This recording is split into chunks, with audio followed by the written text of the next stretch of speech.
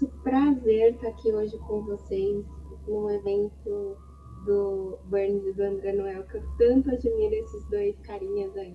Então, para mim é um prazer gigantesco. Queria muito estar aí presencial com vocês, não consegui, tive que vir online, né? Eu espero que vocês gostem. A última palestra do dia, imagino que vocês estejam mega cansados, mas depois vai ter sorteio de brinde, então não desanimem. E é um tema bastante diferente do que provavelmente vocês escutaram aí durante o final de semana, né? Então, é um tema muito mais humanas e menos técnico, mas que com certeza influencia muito no nosso dia a dia. Principalmente quando a gente fala em desenvolvimento de software, vocês vão ver, né, o porquê que temos essa influência aqui. Então, vou falar um pouco dos nossos firewalls cognitivos, né? Como lidar com hackers cerebrais. E aí, o que é isso, né? Bom, eu estudo comportamento humano, eu sou analista de transformação digital, só que eu sou formada em tecnologia, em processamento de dados, tenho pós-graduação também em projetos de sistemas e depois eu fui migrando aí para a área de mais humanas, conforme eu fui evoluindo a carreira de Agile Coach, agente de transformação, e eu ficava muito curiosa por que algumas pessoas se comportavam de determinadas maneiras e outras de outras formas quando a gente falava ali de práticas ágeis. E aí eu fui cada vez estudando mais a fundo. Estudei coaching, e aí eu fiz uma pós em ciências do comportamento humano, e agora eu estou entrando em outras pós que fala também sobre essa parte do cognitivo.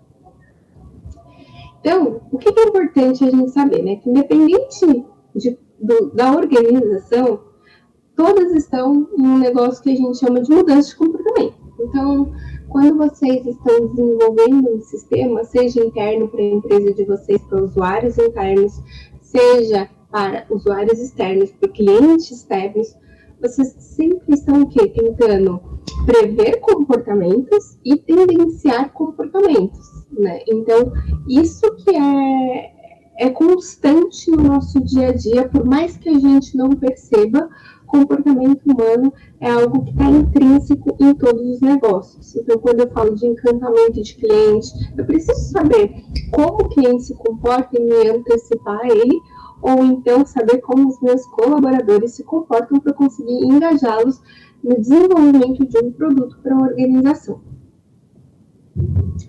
E aí, eu queria que vocês refletissem aí e pensassem um pouco quantas escolhas que vocês acreditam que a gente faz ao longo de um dia na nossa vida, né? Então, eu não estou vendo aí a galera, deixa eu dar aqui um alt tab que eu quero ver, agora eu estou vendo todo mundo, eu quero que vocês levantem a mão, e aí conforme for aumentando os números, quem achar que é menos, abaixa a mãozinha, tá bom? Quem acha que é 1000 escolhas diárias, 1000 decisões, levanta a mão. E segura aí, eu vou aumentando o número. Quem achar que é mais, segura a mãozinha levantada aí. Quem achar que é menos, diminui. 5.000, 10.000, 20.000. E aí o pessoal baixou todas as mãozinhas aí, né? Na realidade é muito mais que isso. A gente toma cerca de 35.000 decisões diariamente na nossa vida. E, obviamente, a gente não percebe, porque se a gente fosse parar para perceber e racionalizar e ser consciente dessas 35.000 escolhas, a gente não sairia do lugar. O gasto energético de uma decisão consciente, racional, é muito grande. Então, desde o momento que a gente acorda, que a gente decide se vai colocar o despertador em soneca por mais 5 minutos ou se a gente já vai levantar e pegar lá o nosso café, é uma escolha. E a gente não se dá conta, né? Se eu perguntar para qualquer um de vocês quais foram as 35.000 decisões que vocês tomaram no dia de ontem, provavelmente vocês não vão saber responder mais que 100. 100 já estou aumentando muito, pelo menos eu não saberia dizer 100 decisões que eu tomei no dia de ontem. Então, a ideia aqui não é se assustar, né? Mas se encantar com o poder que a gente tem do nosso cérebro. Né? Então, somos produtos dos nossos processos cognitivos, dos nossos processos cerebrais, sejam eles conscientes ou inconscientes. E como o próprio nome diz inconsciente, é aquilo que a gente não sabe que está executando, é aquilo que a gente não tem atenção plena que a gente está executando, é aquilo que a gente não usa racionalidade quando a gente está executando. Isso é o nosso inconsciente. E 95% dos nossos processos hoje são inconscientes. Ou seja, vocês estão aqui prestando atenção nesta palestra, no máximo estão pensando, será que eu vou ganhar um brinde ali no sorteio? Enquanto presta atenção aqui, mas vocês não estão atentos à respiração, agora estão porque eu falei, a digestão, né? Ao coração batendo, bombeando sangue para todas as suas veias e artérias, ao seu sistema endócrino secretando hormônios, né? Vocês não estão conscientes disso, são todos processos inconscientes que o nosso organismo pratica a todo momento. Apenas 5 a 10% que a gente tem um sistema consciente de tomada de decisão, que são decisões mais lentas, que usam um maior gasto energético.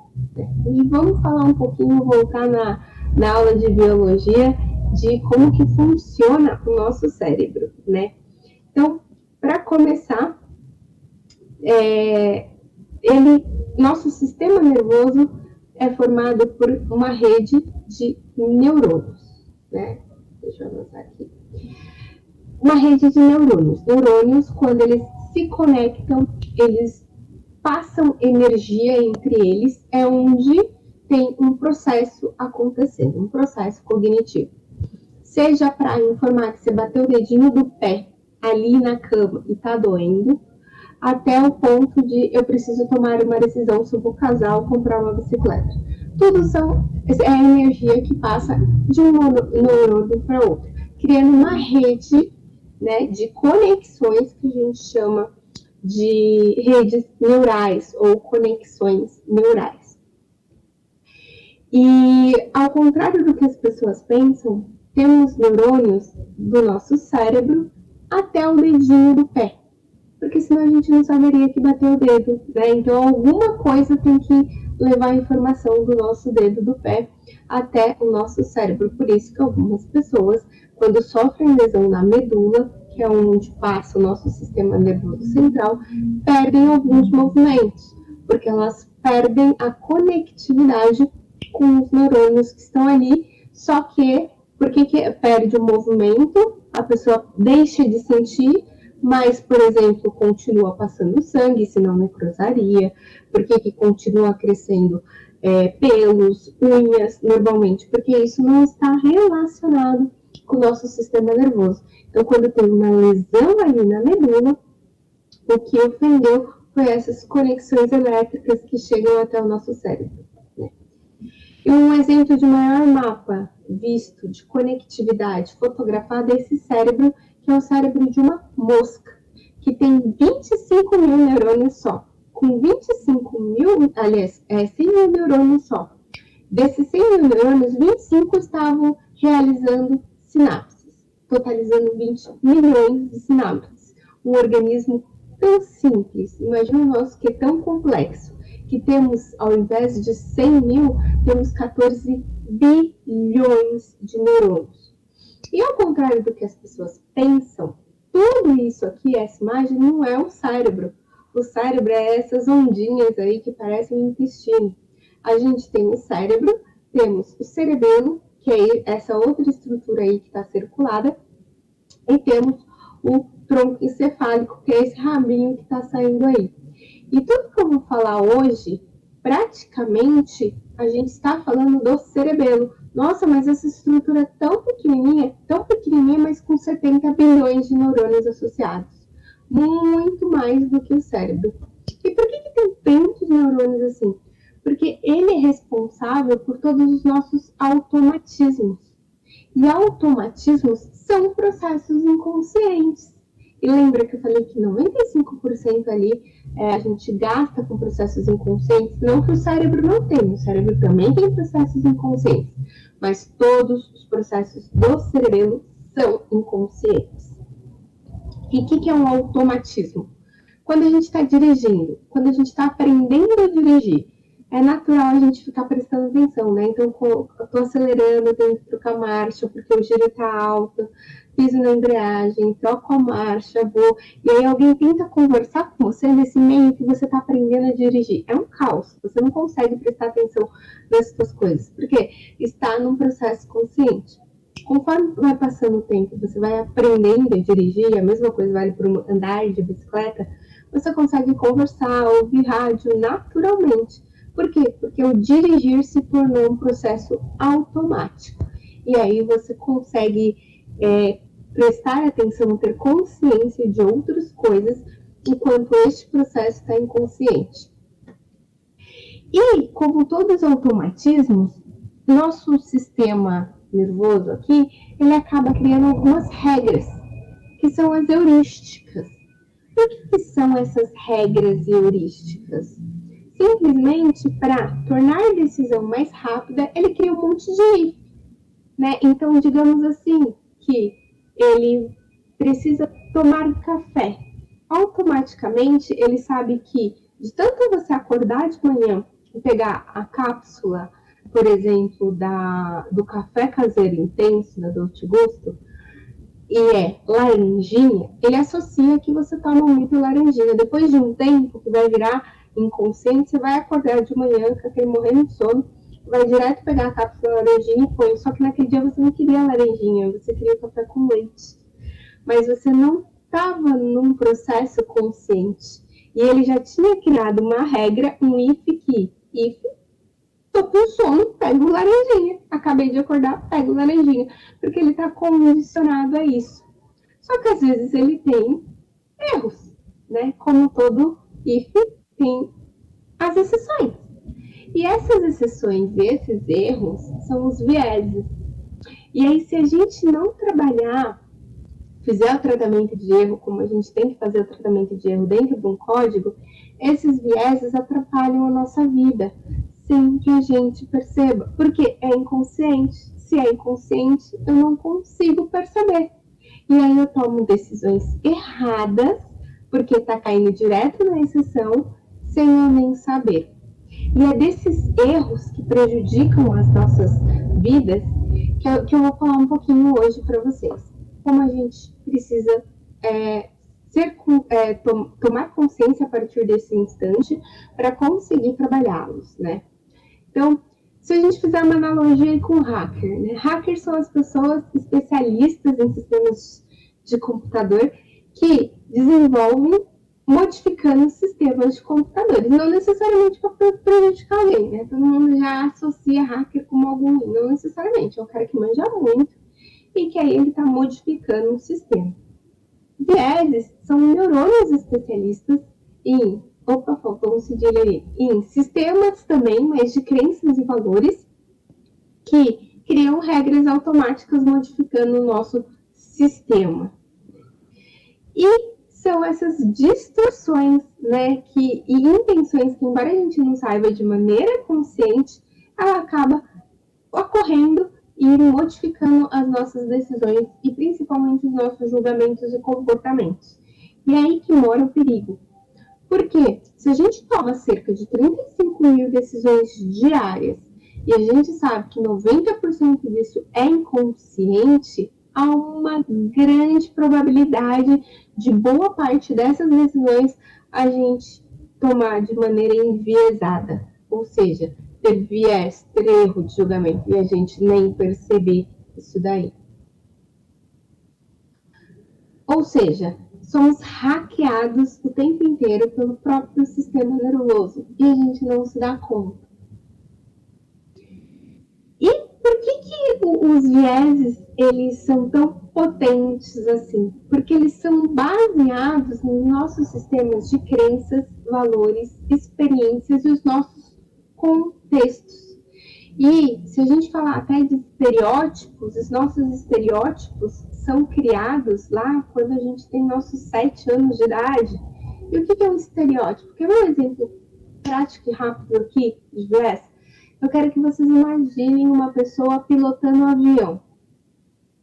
É muito provável que vocês pensaram em um homem branco, talvez de cap, pilotando um avião. Por quê? Porque na nossa infância, né, quando a gente criou nossos estereótipos, a maior parte das vezes que a gente falava de se pilotar um avião, a gente viu um piloto branco de cap.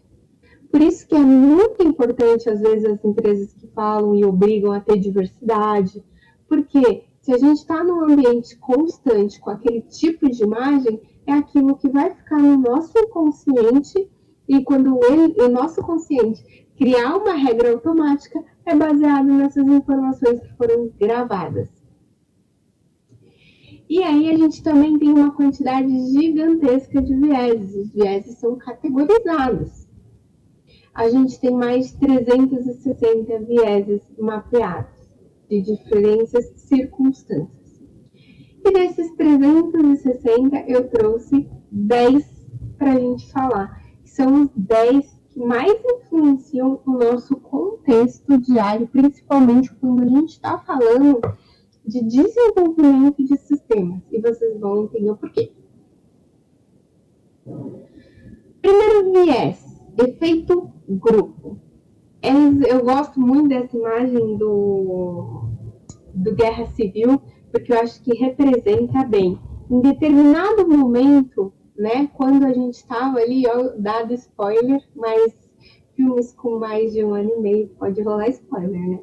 Então, dado aí que em algum momento o Tony Stark e o Capitão América tiveram uma divergência e naturalmente as pessoas começaram a comprar a briga de um ou de outro, eles se apartaram em grupo. Não teve ninguém chegando e falou, galera, vamos dividir agora em 2 grupos aqui. Quem vai ficar do lado do Tony, quem vai ficar... Não, foi natural, foi inconsciente, né? Então, o que levou isso? A harmonização das ações, porque as ações, pensamentos e propósito do Tony era diferente ali do Capitão América em determinado momento. Né?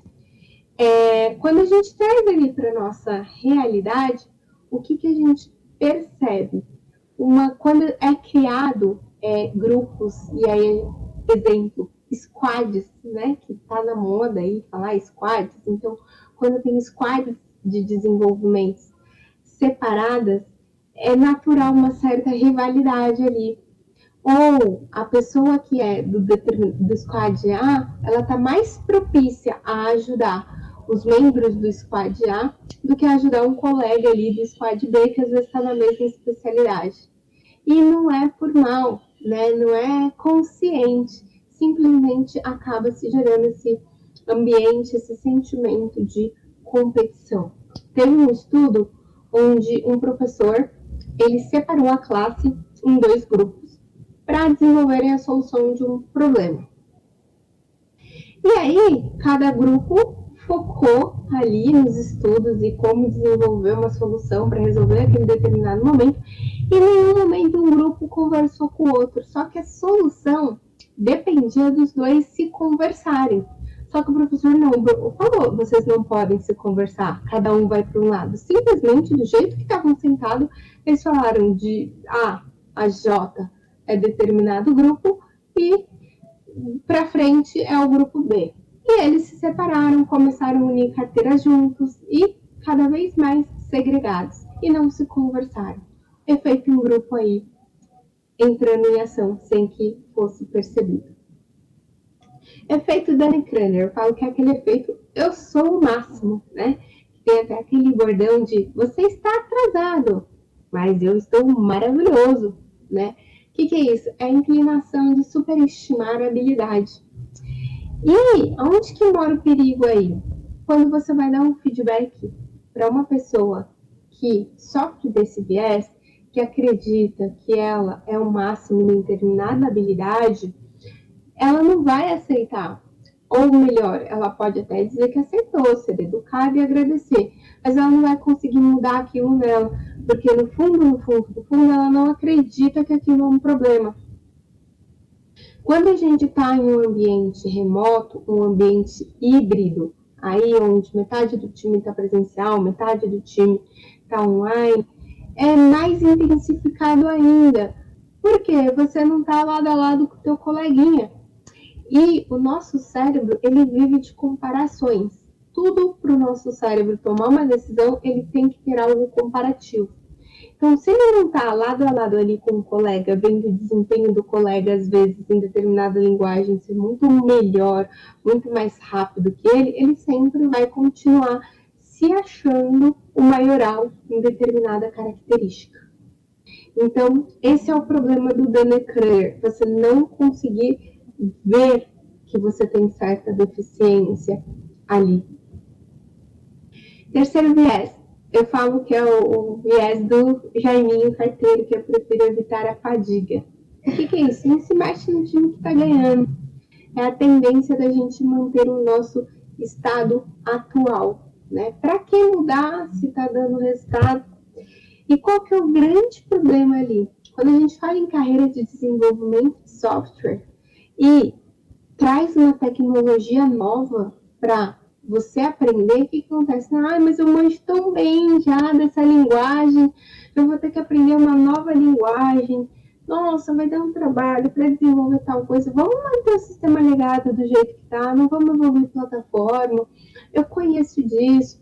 Então, tanto por parte dos desenvolvedores, às vezes acontece esse viés de não querer sair da zona de conforto e aprender algo novo, como dos próprios gestores, às vezes, que falam, não, vamos manter o nosso sistema legado, porque dá muito mais trabalho contratar pessoas de tecnologia nova, ter que contratar outro servidor de banco de dados, por exemplo.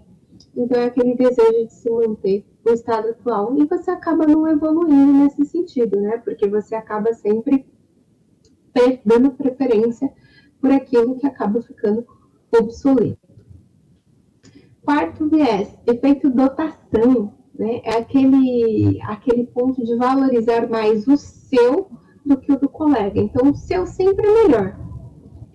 E quando a gente está, de novo, em um ambiente híbrido, isso também acaba se intensificando, né? E a gente acaba dando uma maior valorização de coisas que a gente tem, de coisas que a gente faz, comparado com o do colega que às vezes eu nem conheço tão bem, né? Então eu conheço tanto o meu, eu acabo valorizando meu código, valorizando a forma com que eu desenvolvo, do que a forma que o colega desenvolve. Eu sempre acho que o meu é melhor. E aí, o efeito dotação, né, ele foi estudado e foi experimentado em um grupo de uma faculdade também, onde as pessoas que iam fazer o experimento, elas planejaram faltar canecas, que ia ser brindes ali. O André Noel vai dar brindes aí, porque se ele não está usando esse experimento com você, brincadeira. Eles planejaram dar uma quantia X de canecas ali para o pessoal e faltou uma quantidade. E aí o que eles fizeram? Deram um voucher de $5 para as pessoas que faltaram a caneca. E falou, olha, você pode comprar aqui na lojinha a caneca que está faltando. E aí foi perguntado para as pessoas que ganharam a caneca por quanto venderiam aquela caneca. Eles falaram em torno de $7. As pessoas que ganharam o voucher falou por quanto você pagaria essa caneca? Aí eles deram $3. Ou seja, sempre quem tem acaba valorizando mais. E na realidade a caneca valia os $5, que era o voucher da lojinha mesmo. Então a gente tem essa tendência. Outro viés, fadiga de decisão. Eu falo, o homem nasce bom, mas 8 reuniões no dia o corrompe. Sabe aquele momento que você abre a geladeira e acha que vai ter um invite de um Teams lá para você entrar? Você não aguenta mais tanta reunião. Parece que... E aí quem está no ambiente, de novo, remoto, parece que tem muito mais reunião. Porque quando você tinha lá no presencial, você saía da reunião, você podia ir tomar um café, alguma coisa. Aqui parece que não, que você fica o tempo inteiro, sai de um invite entre o outro e não para nunca mais. Isso acaba causando uma fadiga no final do dia, como o próprio nome diz, de decidir. Eu não falei que as nossas decisões inconscientes, elas são mais rápidas e com menor gasto energético? Pensa assim, você já gastou sua energia cognitiva durante o dia todo. É 4, 5 horas da tarde, você está cansado. E aí, a tendência de você tomar uma decisão influenciada por todos os outros vieses, que são regras automáticas, é muito maior do que você tomar ali no começo do dia. Tanto que recomendamos que entrevistas de emprego, avaliação de funcionários, seja sempre no primeiro período do dia. Porque se você deixa para fazer a avaliação de performance às 7 da noite, aquele comitê, está todo mundo cansado. A tendência a você usar estereótipos que você já tem para valorizar determinadas pessoas é muito grande. Então é aquele momento que você acaba dando pouca diversidade ali numa meritocracia, porque teu cérebro, né, ele tá acostumado, ele foi acostumado a vida toda com certos estereótipos, como eu dei o exemplo ali do piloto de avião. Então, a nossa capacidade de distinção acaba sendo diminuída. A mesma coisa quando você está desenvolvendo, e quem nunca, gente, eu já desenvolvi e eu sei que é assim. Você está o dia inteiro ali em cima do problema, o dia inteiro focado naquele problema. Você não aguenta mais. Aí você fala, não, chega. Você vai para sua casa, às vezes num sonho saia o raio da solução. Às vezes você juntando com a tua família, aparece a solução. Porque você já estava cansado e enviesado dentro daquele contexto. E você acaba não vendo pequenos erros que quando você reabastece sua capacidade cognitiva, você consegue resolver. Então, quando você está ali na pilha de eu estou resolvendo um bug de produção, sim, às vezes a melhor coisa a se fazer, mesmo com a produção parada, é dar aqueles 5 minutos para o café. Porque é aqueles 5 minutos que vai dar aquele refresh na tua capacidade para você conseguir continuar analisando o código. Chamar uma pessoa de fora para ver ajuda, porque ela está com a capacidade cognitiva dela mais tranquila, digamos. Não adianta chamar também um colega que está tão cansado quanto você resolvendo um bug de produção, né? Então, evitar cenários exaustivos e desgastantes para tomada de decisão importantes é bastante recomendado. Tá? Viés da disponibilidade. Eu gosto dessa imagem, que é quando o Nhonho pergunta para o Chaves qual que é o tamanho do mar, e ele fala assim, porque é o tamanho que ele viu na televisão. Então, o que é o viés da disponibilidade? É a gente tomar decisões ou julgar algo a partir da disposição de informação que a gente tem naquele contexto. Por exemplo, se me perguntarem, as pessoas se divorciam com que faixa de idade? Eu vou falar assim, olha, eu acho que entre 30 e 40 anos. De onde que saiu esse julgamento meu? Totalmente enviesado, a partir das referências que eu tenho de pessoas e amizades que se separaram e estavam dentro dessa faixa etária. Eu não fui lá no Google, pesquisei estatística para saber se isso acontece. Pode ser que o Burns tenha outra experiência. E aí, quando eu pergunto para ele, Burns, quanto você acha que as pessoas se divorciam? Ele vai falar, eu acho que dos 40 aos 50. Porque os amigos dele que se divorciaram estão nessa faixa etária. Então, a gente tem uma tendência a julgar algo como bom ou ruim se a gente conhece pouco ou conhece muito. Então, se eu conheço muito de uma tecnologia, a minha tendência é dizer que ela é melhor do que uma tecnologia XPTO, porque eu conheço pouco.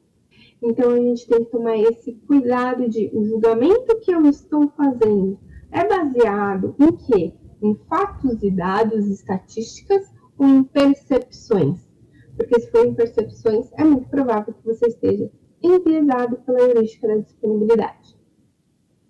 Efeito do falso consenso é aquele todo mundo ama Nutella. E aí eu quero saber, levantem aí na plateia, quem não ama Nutella? Quem prefere doce de leite, mas não gosta de Nutella? Tem alguém aí? Aí, ó, tem, sempre tem. Então, como é que eu chego e falo assim, todo mundo ama Nutella? Né? Então, é a tendência que a gente tem de tomar decisão pelo outro, achando que as outras pessoas estão no mesmo contextos que a gente. Né? Então, quando a gente fala, vamos almoçar, não, todo mundo prefere almoçar naquele determinado lugar, né? E aí eu acabo fazendo decisões e escolhas comuns, achando que eu vou agradar todo mundo e não agrado. E quando eu falo em ambiente remoto, piora. Porque se é no presencial ali no escritório, eu pergunto, gente, tá tudo bem a gente fazer tal ação? E quem tiver contra já vai, não, eu prefiro que não. Como eu perguntei quem não ama Nutella, alguém levantou a mão aí. Né? Agora, se eu estou num ambiente ainda remoto, pensa, eu vou ter que pingar cada pessoa no Teams, ou sei lá qual que é o sistema que vocês usam de comunicação, não, eu acabo acreditando que a decisão que eu estou tomando é melhor para todo mundo. E aí eu acabo caindo no efeito do falso consenso. Viés da proximidade, esse eu nem preciso falar muito, né? É a tendência que a gente tem de favorecer pessoas que estão mais próximas da gente, né? Então, é natural. Se eu tô falando de um squad, e aí, entenda, é muito parecido com o efeito em grupo, mas tem uma diferença, para não confundir.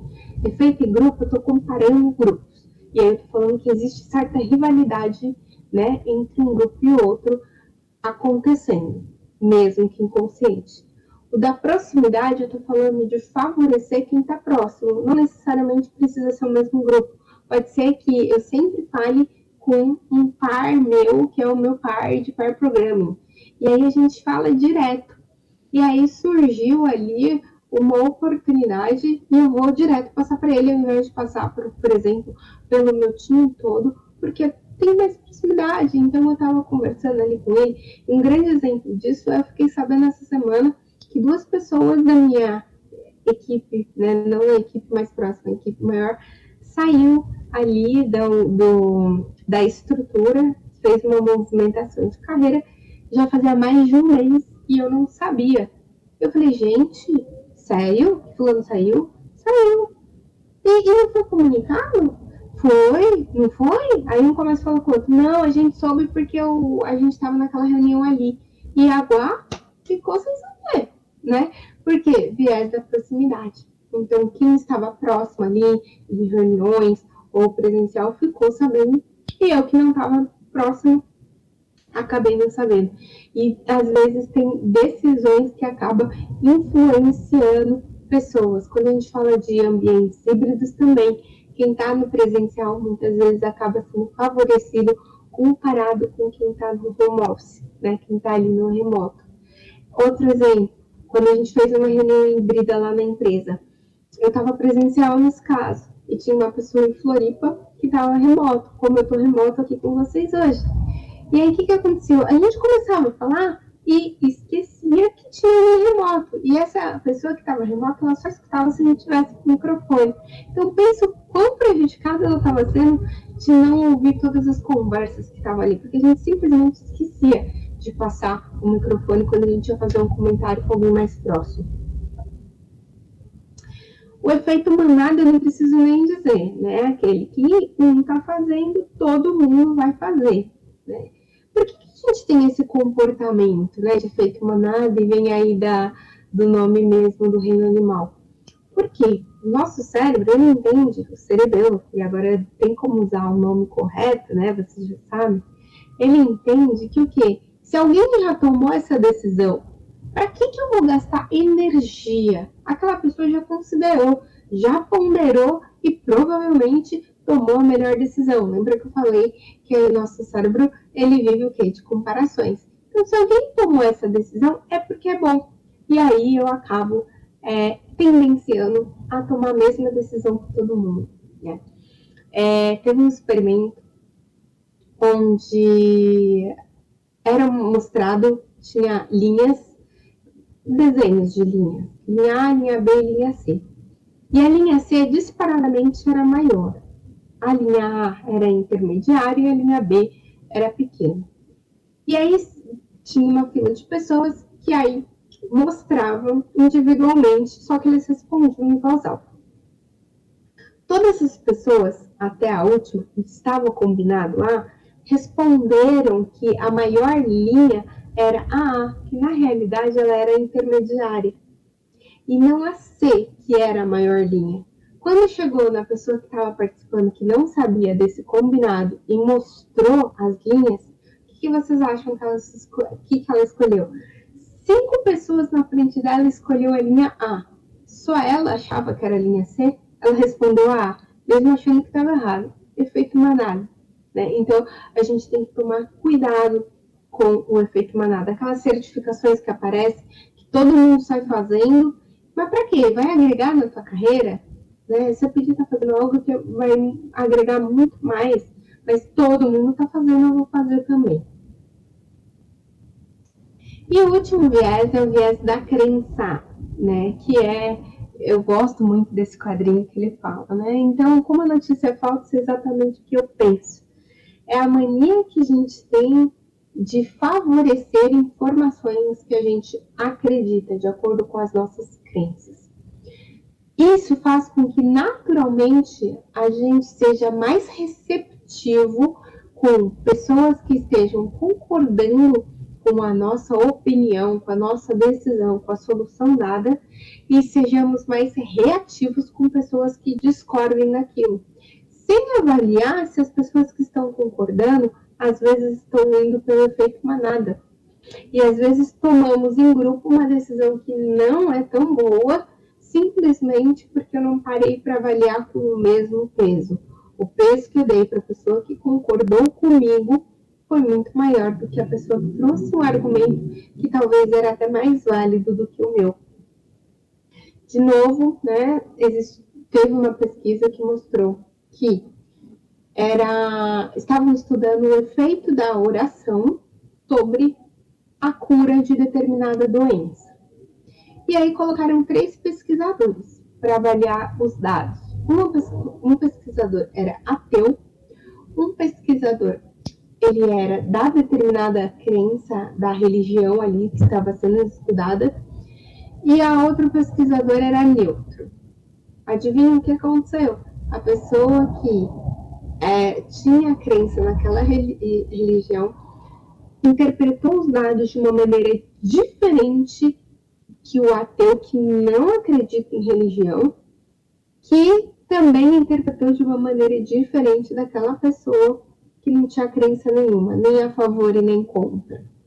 E foi de maneira inconsciente, não foi proposital, que tipo, puxa, vou pegar isso daqui, porque isso aqui acaba validando a minha opinião. Não, totalmente inconsciente, né?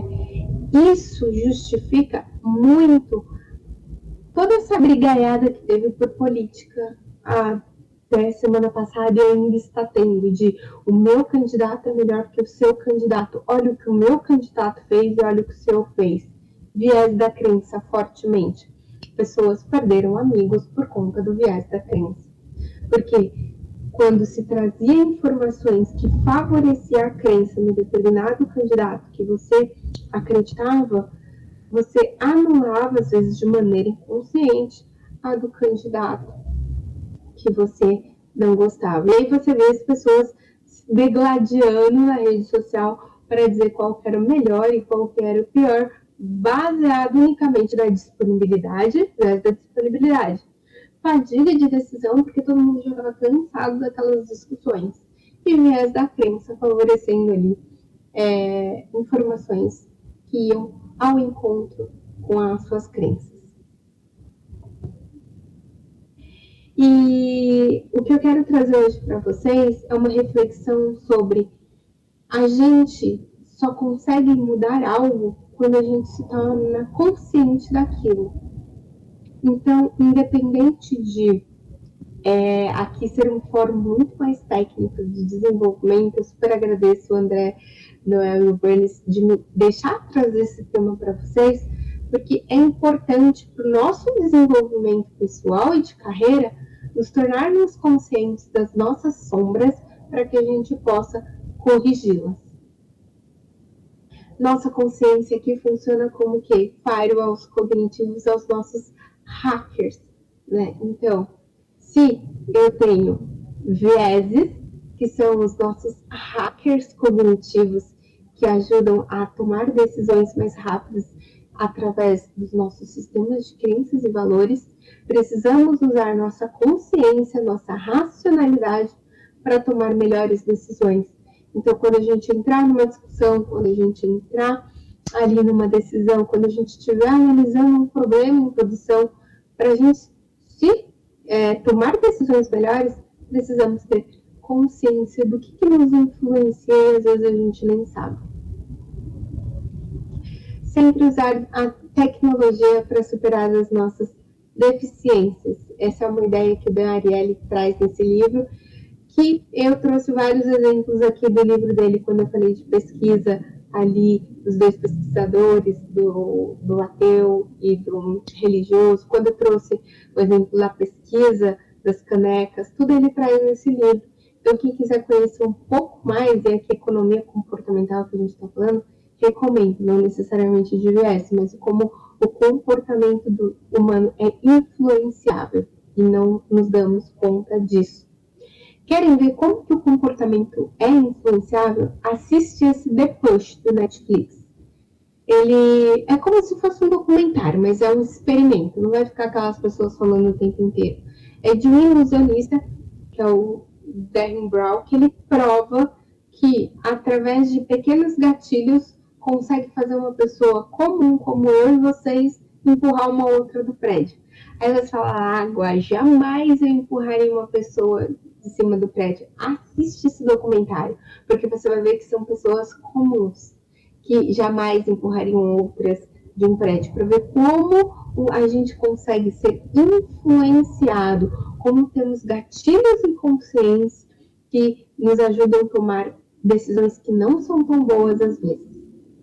Quem quiser conhecer mais de viés inconsciente, tem esse podcast que eu gravei com a Jéssica Ferrari.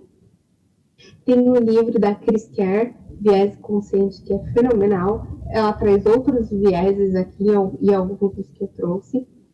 Quem quiser conhecer um pouco do sistema, né, que eu falei que tem um sistema rápido, que são as nossas decisões inconscientes, que gasta menos energia. E o sistema lento, que é o sistema consciente. Esse livro do Rápido e Devagar ajuda a entender. Ruído também fala de vieses e gatilhos que nos mudam de rota de comportamento, e o livro Previsivelmente Racional, que eu já falei no slide anterior. A gente não precisa parar o contato aqui, então deixa os contatos das minhas redes sociais. Super agradeço a todos e todas que estão aqui conosco, né, e por me ouvirem. E agradeço de novo o André e o Bernis por me permitir trazer esse tema, que provavelmente foi um dos menos técnicos, mas eu acredito que bastante importante para a carreira de vocês.